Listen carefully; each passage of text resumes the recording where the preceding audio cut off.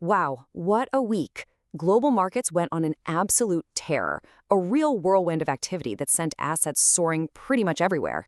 But just as the dust settled, some pretty big storm clouds started gathering on the horizon. So let's dive in and unpack what on earth just happened. Okay, so it all kicked off with this insane number. The Dow Jones Industrial Average surged 846 points, hitting a brand new intraday record high. This wasn't just a good day, it was a spectacular one that really grabbed everyone's attention. And get this, it wasn't just stocks. We're talking about the strongest rally across all kinds of different investments stocks, bonds, the whole shebang that we've seen in months. The euphoria was absolutely widespread. All right, so first up, let's just try to get our heads around the sheer scale of this sudden global rally. I mean, where did all this buying even come from? Just look at the US. The gains were powerful right across the board. The Dow jumped nearly 2% for the week, the S&P 500 added 1.5%, and the tech-heavy Nasdaq, it led the charge, climbing a full 2%. It was a sea of green no matter where you looked. So, the big question is, what could possibly spark such a massive, coordinated buying spree all around the world? Well, it turns out it all comes down to one person and one single speech. And that event, it's what everyone is calling the Powell pivot. It all centered around this one highly anticipated speech from the U.S. Federal Reserve Chair Jerome Powell at the Jackson Hole Symposium. Okay, this right here, this is the sentence that moved billions of dollars around the globe. When Powell said these shifting balance of risks may warrant adjusting our policy stance, traders heard one thing, and one thing only. Rate cuts are on the way. Now, for anyone who's not deep in the financial weeds, this is what the market calls a dovish pivot. It's basically a signal that the central bank is shifting its focus away from fighting inflation with high rates, that's the hawkish stance, and moving towards stimulating the economy with lower rates, the dovish stance.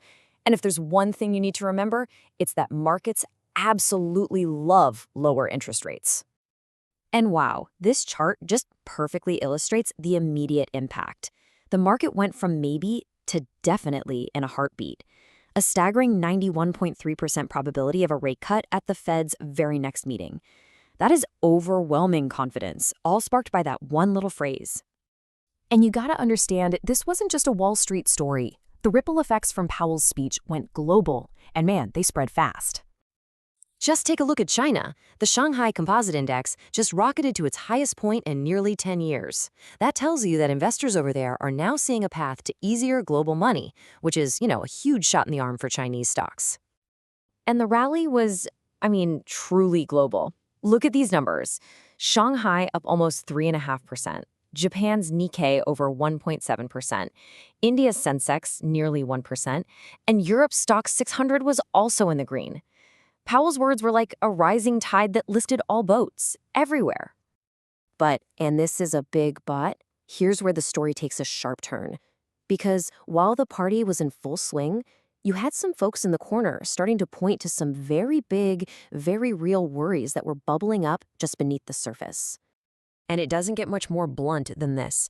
A warning from OpenAI's Sam Altman himself, basically saying, hey, there's a chance this whole AI thing is a bubble. When a guy like that says something like that, you tend to listen. So, the first big worry, is the AI hype just getting way ahead of reality?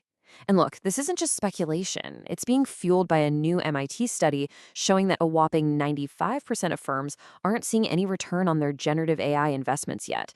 That feeling hit the market with key stocks like Nvidia and Palantir selling off, prompting analysts to draw these really uncomfortable comparisons to the dot-com bubble back in 2000.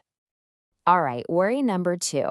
We're shifting gears here from market hype to geopolitical hardball. And we're talking specifically about these escalating tariff threats aimed right at the heart of the tech world, the semiconductor industry.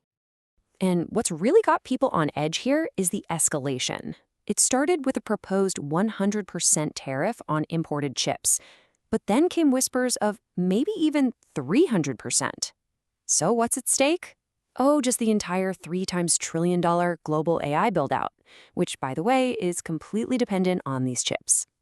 Worry number 3 is a bit more foundational, I guess, and it's about something that really underpins the entire global financial system, the independence of central banks, especially the U.S. Federal Reserve.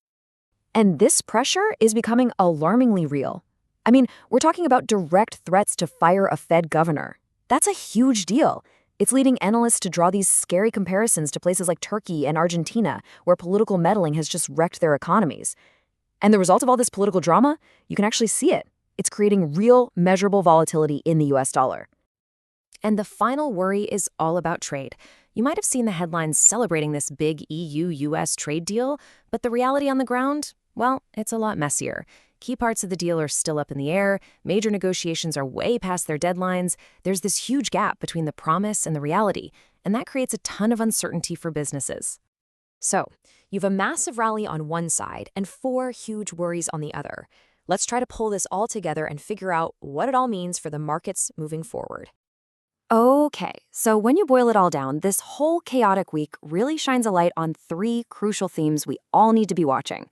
First, the tech sector might be more fragile than it looks as the whole AI narrative gets a reality check.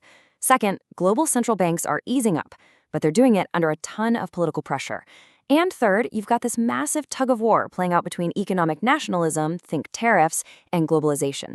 These are the big underlying forces that are going to be shaping the markets for a while. And that leaves us with the big final question to chew on. Was last week's incredible rally a real sign that the global economy is healing? Or was it just a temporary sugar rush, a brief escape from some very real and growing risks? I guess only time will tell.